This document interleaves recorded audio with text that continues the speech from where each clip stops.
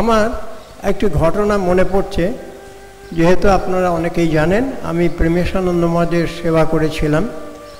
প্রায় 50 বছরের আগের ঘটনা এটা। 1964-65 এই সময়ে ঠাকুরের তিথি পূজা কয়েকদিন পরে পড়বে। উনি আমাকে, আমাদের তখন সেই সময় উনি চোখে দেখতেন না, চলতেও পারতেন না, সম্পূর্ণ অবশ শরীর, সম্পূর্ণরূপেই সেবকের উপর নির্ভরশীল। আমরা কথা লীলা প্রসঙ্গ পড়ে পড়ে ওকে শোনাতে হতো। তো আমরা শোনাতাম। একদিন বললেন যে আচ্ছা ঠাকুরের তিথি পূজা কবে? আমি বললাম আর 3 দিন বাকি আছে। তখন বললেন যে আচ্ছা তুমি একটা কাজ করতে পারবে? আমি বললাম হ্যাঁ বলুন না কি।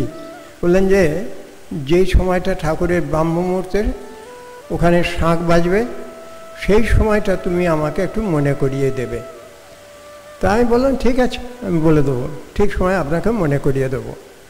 আমি বলেছি, বলার পরে এই আধ ঘন্টা হয়েছে, কিন্তু চোখে তো দেখেন না। আমাকে জিজ্ঞেস করছেন যে এই সময় কি পার হয়ে গেল?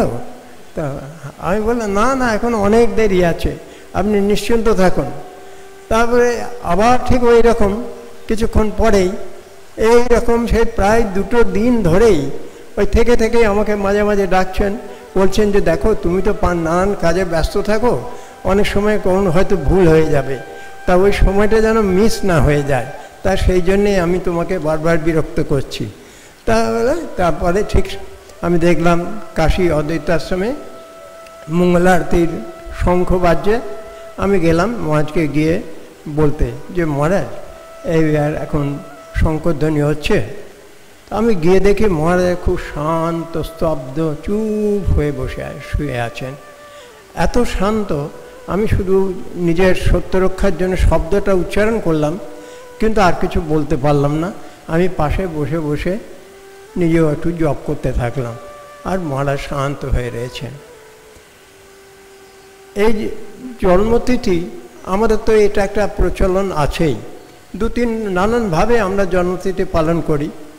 আমরা আজকালকার মডার্ন কালচার হচ্ছে বার্থডে, কেক কাটাবো, মোমবাতি জ্বালা, গান হবে, বাজনা হবে, হ্যানা হবে, ত্যানা হবে, গেস্ট আসবে, খাওয়ানো হবে, গিফট দেবে নেবে, এই সব জিনিস একটা কালচার একটা আছে বার্থডে সেলিব্রেশন। আবার একটু যারা কালচার্ড একটু রিফাইন্ড, তারা আচ্ছা ঠিক আছে আজ জন্মদিন, সুতরাং সকালবেলায় স্নান করলো, ভগবানকে প্রণাম করলো, ভগবানের একটা পুজোর ব্যবস্থা করলো, ভগবানের ভোগের ব্যবস্থা করলো, গুরুজনদের প্রণাম করলো এবং গরিব দুঃখীকে কিছু সেবা করলো। কারণ না, আজকে আমি একটা প্রতিজ্ঞা করব যাতে এই বছরের দিনটা আমার একটু ভালোভাবে চলে, যাতে আমার জীবনের একটা উত্তরণ হয়। এও একটা ক্লাস অফ পিপুল আছে।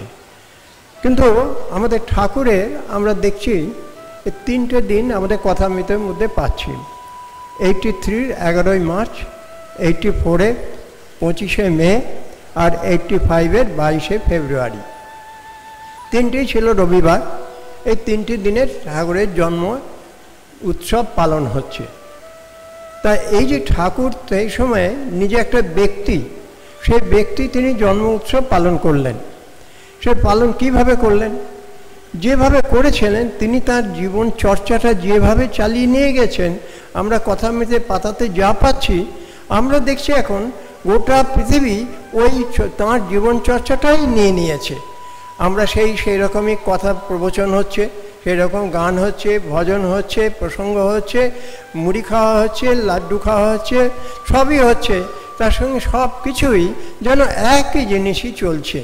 সেই ঠাকুর শুধু একটু বীজাকারে দিয়েছেন, সেইটা এখন স্থান কাল পাত্র ভেদে, দেশ ভেদে ওটার খালি একটু পরিবেশটা বদল হয়ে যাচ্ছে। আজকে ভাবুন, আজকের দিনে আমরা কত জায়গায় কত লোকের ভিতরে আমাদের এই 184টা সেন্টার আছে, সারদা মঠের এতগুলি সেন্টার আছে, আমাদের ভাব প্রচার ইন্ডিয়াতে আছে প্রায় 1000টা সেন্টার। এছাড়া অন্যান্য দেশ বাংলাদেশ টাংলাদেশ দেখলেও এই রকম ভাব প্রচারের মতন ইউনিটস আছে, সেও অন্তত 100-5 হবে। আমাদের দীক্ষিত ভক্ত আছে কত। সুতরাং এছাড়া অনেকেই বিবেকানন্দ যুবমণ্ডল এবং অনেকেই অনুরক্ত এসব রয়েছেন। দেখা যাবে লক্ষ লক্ষ লোক তারা আজকের দিনটাতে তারা ভগবান শ্রীরামকৃষ্ণদেবকে স্মরণ করছে। তারা স্মরণ করছে মানে তাঁর এই যে একটা লীলা, তাঁর যে এমন একটা উত্তুঙ্গ জীবন, সেই জীবনটাকে স্মরণ করে নিজেদের জীবনে কি করে ওর কিছু একটু ভাব নিয়ে আসা যায়, যার জন্যে চেষ্টা করছেন। এই যে একটা বিরাট সমষ্টি কসমিক মাইন্ডের ভেতরে এরকম একটা শুদ্ধ পবিত্র বস্তু সম্বন্ধে শুদ্ধ পবিত্র চিন্তার যে রেশ উঠেছে, সেটাই একটি জগতে একটি আশ্চর্য শক্তি তৈরি হয়েছে। ঠাকুর নিজেও বলেছেন, মাও বলেছেন, ওর কপালে নেই। একজন ঠাকুরের তিথি জন্মোৎসব হচ্ছে, সে চলে যাবে, বলছেন ওর কপালে নেই যে আজ এত গান ভগবানের কথা প্রসঙ্গ হবে, ও শোনার সুযোগ পেল না। মাও বলছেন আমার জন্মদিন, ঠাকুরের জন্মদিন, এ কি কম কথাকার?